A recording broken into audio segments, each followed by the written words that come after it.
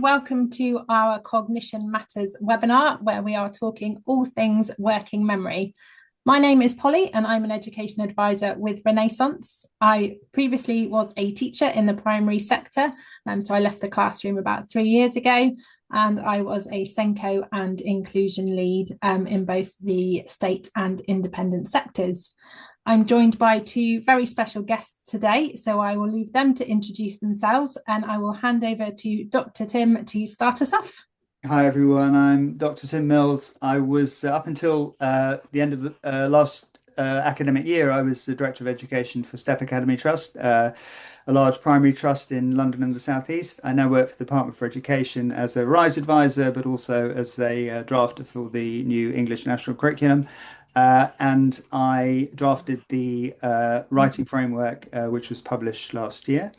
And I'll hand over now to my good friend and colleague, Jablai. Thank you, Tim. And my name's Jablai Saleh. I'm head teacher at Yenton Primary School, part of Robin Hood Mat. I'm very passionate about teaching and learning, pedagogy, and also working memory, which I think is the foundation. Without knowledge of working memory, I don't think any of this would matter. Thank you both.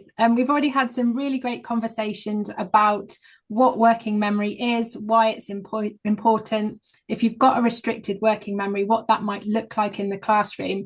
And perhaps we come to the bit where practitioners will be most interested and most keen to know about what we actually do. So we talked a lot about screening for working memory and getting that early identification in place.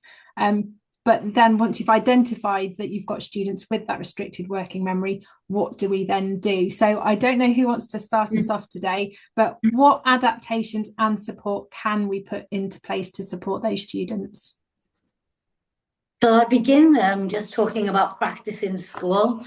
I think first and foremost, it's really important that you're up to date with the current research. So for us, there was the document, The Stronger Foundations, that came out, talks about executive functioning, which of course one of those elements is working memory.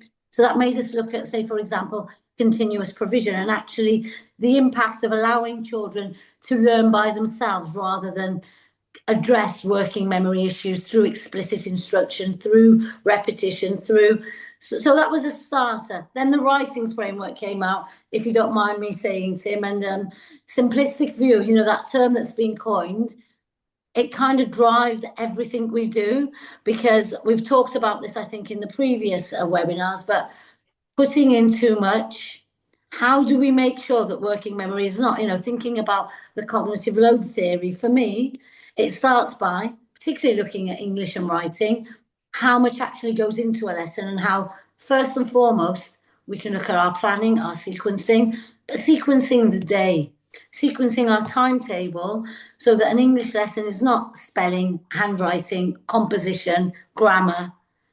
And that was a starting point for us. And if I pass over to Tim, I'm sure he can give us more background to, where this is going. Look, I think we start, as Polly was saying, you've got to recognise who has working memory restrictions.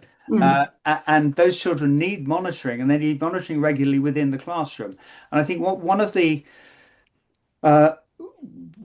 most important elements of addressing restricted working memory is it's not unlike SEND adjustments for SEND provision. Good SEND teaching is good teaching, and it's pretty much the same with working memory restrictions. Is that if you address any child or all child's working memory restrictions, particularly those with restricted, you will be teaching well. Because we all have this very small workspace. So it's actually recognition of it and then monitoring of those children. And that's why the screening is so important. So those 3 or 4 children in your class who have significantly below average working memory. And then the first element is to be really aware of those working memory loads and not overloading them. And the hack that working memory has to get around its restriction, and this of course is doubly important with children with a greater restriction, is the long-term memory, is what sits in long-term memory. And that's not just content knowledge, although content knowledge is really important. It's why everyone writes about their holiday or football or whatever it is, because I know about that. So that long-term memory, the more knowledge can sit in there, both semantic knowledge, but also procedural knowledge, disciplinary knowledge can sit within the long-term memory, the greater it supports working memory. So elements of vocabulary, elements of procedural knowledge. So, for instance, handwriting needs to be automatized so that, and if it's not automatized, a child with the restricted working memory is going to be concentrating very much on their handwriting rather than on their composition. So it's ensuring that sufficient knowledge sits, and we build that knowledge in long-term memory. Now, some of that knowledge is not going to sit in all children's long-term memory. So where can we offload it for them? Where can we give it to them? So, memory aids, charts, posters, cards, and those can be personalized. If you know some children in your class have restricted working memory, they probably need more of those charts and reminders.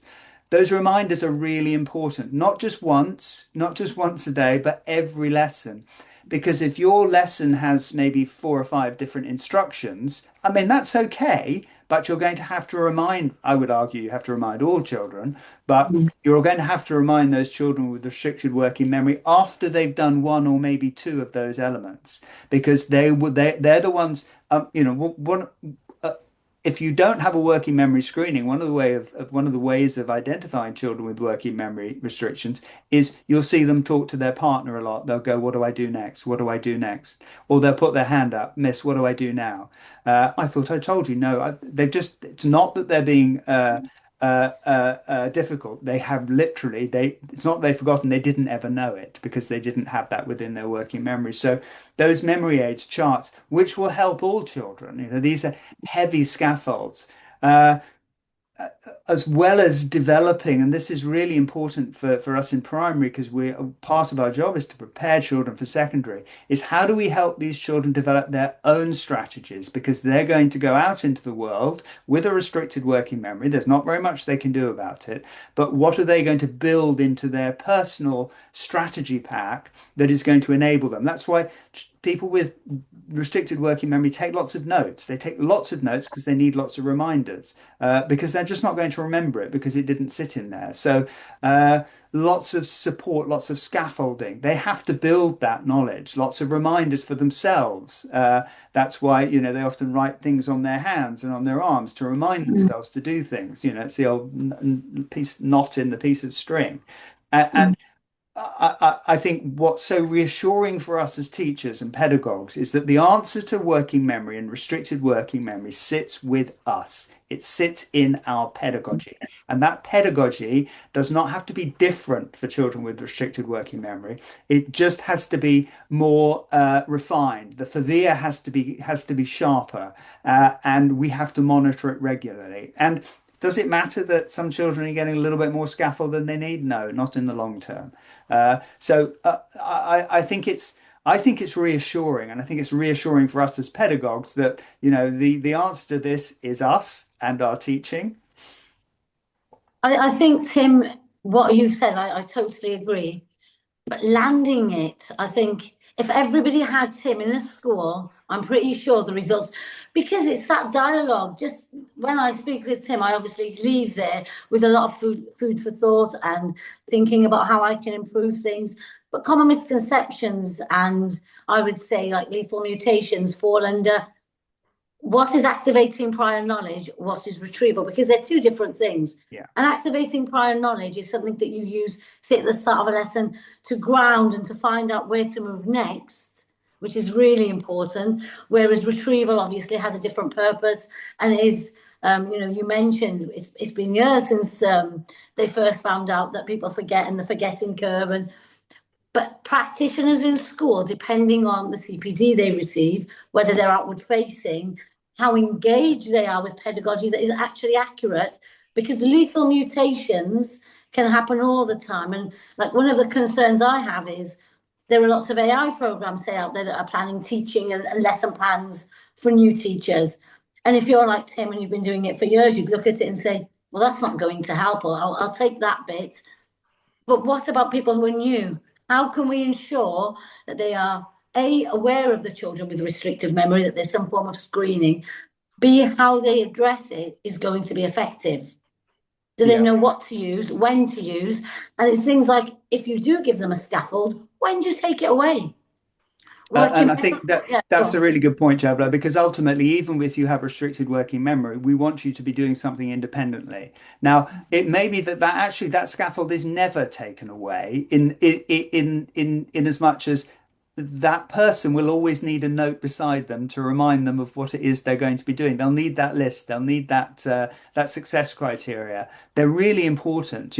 Even if you do nothing else as a teacher, if you do nothing else, just encourage your children to ask for repetition, to ask for revisions, to say, if you don't know what's, just pop your hand up and tell me, and then check those children forget regularly. Just ask them, do you know what you're doing? Are you okay with what you're doing now? It doesn't have to be, it doesn't have to be public. It can just be a quiet whisper. Are you okay with what you're doing next? Or sit them next to somebody who will be able to say, right, what we do now is this. We've done this bit. We're doing this bit.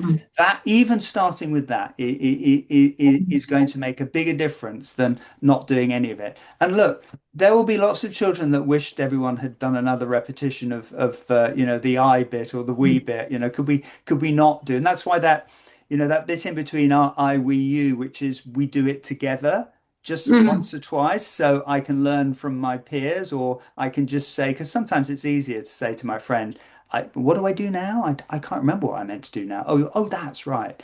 They're so important now, not just for working memory restrictions, but also for working memory full stop. Agreed. And I think something that I hear all the time is, how many people know the phone numbers in their phone? Not many, because we're very reliant. And in the classroom, there's this thing where we're very reliant, on the working walls and things that are up there all the time.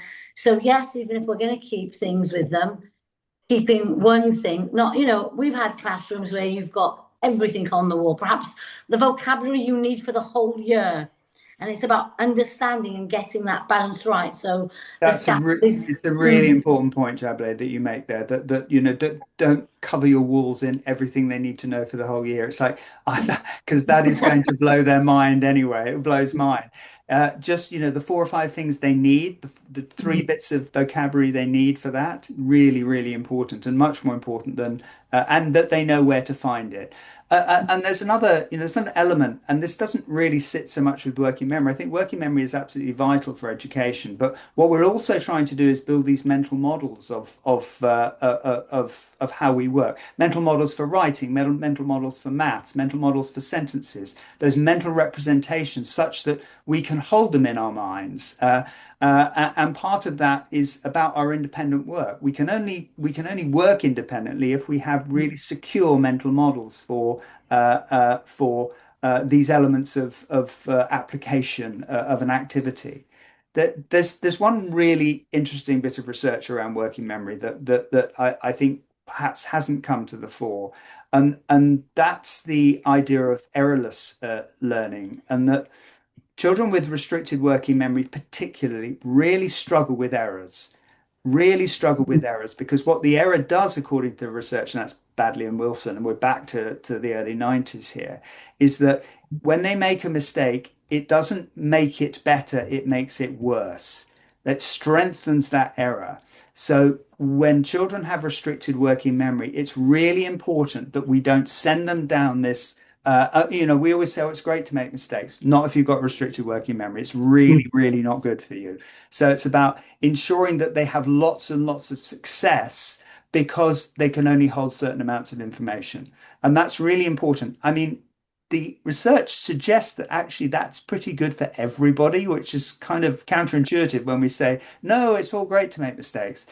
But what children with restricted working memory find is that trial and adjustment is almost impossible for them, because they can't hold enough information in that workspace.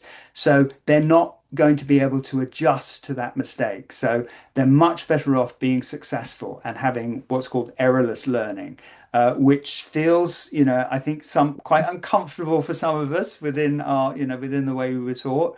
But the research suggests it's a much more efficacious way of ensuring that particularly children with restricted working memory, have that success because they can't cope. Not they can't cope emotionally, they can't cope cognitively with the error. Mm. And I think having credible research, such as the information Tim has just shared, is really important as a practitioner because we are under pressure to every day teach something new. And if external bodies are coming, we need to prove that we're challenging children, etc. And we've never had the ability or the knowledge to articulate that these children need something repeated, or we shouldn't be, promoting mistakes. Now, I think if people have to look out there and have, find this information, it will support them to back what they're doing and to give them the confidence to repeat activities, to repeat lessons, and to understand that there's retrieval storage, but retrieval strength is important. We should repeat the same things and ask the same questions. Because even if you get 10 out of 10 the first time and you get 10 out of 10 the second time, it shows that your retrieval strength is strong rather than you weren't challenged. Because it is a challenge, isn't it, Tim? Getting it right this week and getting it right a month later. I think as well, Jablai, if you look at pretty much every single model of reading and writing, and the writing models get much more, there's a simple view and the not so simple view, and then you've got the temple view, and it gets really quite complex. You've got Jones Sedita's writing rope, and you think, hang on a minute, Tim, I thought you said this was simple. It's not. If you look at all of those models, and for reading as well, what is the single factor that runs across all of them is working memory. It's the restricted working memory. And what all those models are saying is like, this is why this is so difficult, and any learning is difficult. This is why it's difficult. And we have to keep a constant, vigilant eye on working memory. Now, my argument would be, well, if you're not checking it, how do you know how to keep an eye on it? And that's why I think, some form of screening or assessment of it, even a simple one, the earlier the better, is going to enhance the learning across our education system. And can I ask him, when you say early the better, that's something that with everything, isn't it? Early identification has been key. Sometimes we come across practitioners who say, well, actually, this is all part of natural child development. They need a bit longer to embed and consolidate. When you say early, what sort of age would you be thinking about in terms of early you can. screening? There are, obviously there are restrictions in terms of what can be tested in terms of maturation. But you can do a working memory test in reception. It's more difficult because obviously they can't read, so there isn't a reading element of it. But you can start to get an idea of where their working memory sits. The most effective ones that we've been involved in, and I've been involved with, around about year 2, year 3, where you can get you can get a score on all elements of working memory. So you can get a fairly forensic idea of which areas of the curriculum these children may require a little bit more support in, a little bit more scaffolding in. But do it in year 5 and it's too late. It's just too late. By the time they're 14, their working memory is fixed. It's not getting any bigger anyway. And you've also missed what it is, 4, 5, 6 years of school, where we could have been adapting, and it's that adaptation. And that comes back to the SND, teaching, is that it's the adaptation that is right for that child, but it also is right for all children. That's the point of it. It can't be something, completely different that we're doing, because these children aren't completely different. It's that idea, concentrate on the difficulty, not on the diagnosis. So what working memory screening will give you is it will say, look, this is where this child may have difficulties. So ensure that we address those difficulties as soon as possible. Thank you. And I've got one last question. We've talked a lot about restrictive working memory.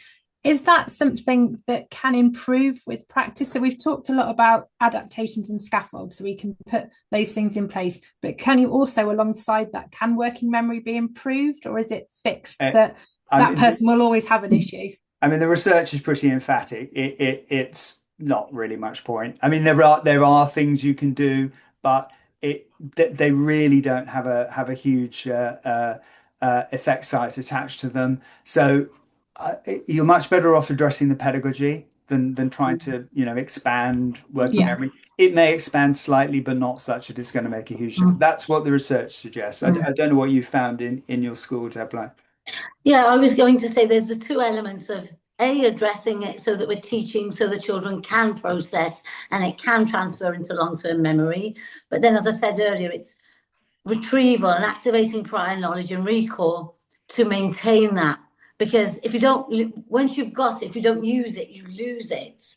So getting it to long-term memory and making it stick over a period of time. So say that when you're in year 6 and you've learned something in year 3, we've been talking about English, you are able to actually apply it and you are in line with your peers, because that's ultimately what we want to do. Send them off to secondary school knowing that what we've taught them, what we've covered is in their memory and they know how to retrieve it. Yeah. I mean, the research, this is as recent as 2022, I think it's by Holmes and his team, which suggested that class-based improvements were little or no evidence, and that actually, address the issue of the cognitive demand and the cognitive load much more effective. Yeah, and I think as well, I mean, we've talked a lot about subject base, but the environment, we take for granted, like walking around corridors, because they're in a classroom, but they do leave, and that all needs to be really considered, because it can't just be a small corner of your room where you're saying, well, this is where they sit at a table, I'll address it here, or remove things from the table. There's got to be like a holistic approach to this. And I mentioned timetabling. For me, that is something in school where we've timetabled things, A, perhaps to happen more than once in a day, like phonics or intervention, but B, to have smaller, shorter, because we are putting too much in lessons, and separating it. This is your handwriting lesson, this is your spelling lesson, and this is your composition. Yeah, and applies across the curriculum, Jablai, isn't it? If you think of, restricted working memory is going to be very is going to have to be addressed in elements of PE. If you give me 6 instructions of a game and I've got restricted working memory, I don't know what to do after the second one. Yeah, I've caught the ball. What am I meant to do now? So it's about those constant reminders, and it has to sit within all elements of learning and an understanding that if you want to learn something, you have to have it broken down and then have to have lots of practice. And some children will need more instructions.